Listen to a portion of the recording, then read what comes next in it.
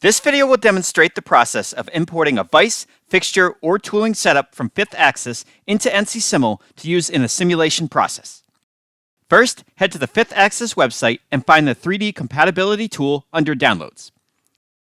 Choose a manufacturer, machine model, and type of fixture for the mounting. Once selected, a preview of the setup will show in the small 3D window. It's also possible to choose multiple fixtures in the case that you are setting up a tombstone as shown.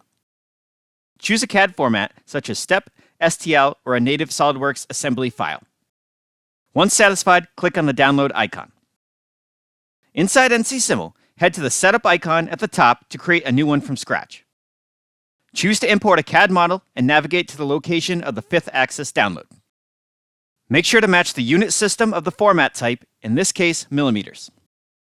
This will load the entire assembly as shown in the preview on the website.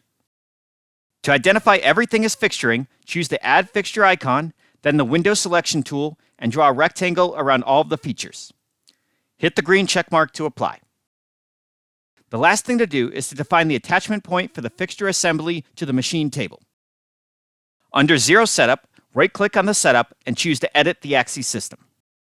Rotate the assembly to view the bottom and activate the Free Selection tool from the left-hand panel. The coordinate system will automatically snap to surfaces or edges and then can be rotated or shifted accordingly. For clarity, it is renamed Table Point in this example. Simply apply the setup and that coordinate system will be used to attach everything directly onto the machine table. It's then simple to add any parts or stocks that you may already have in the same fashion or export those items from a CAM system directly onto the fixturing in this new environment.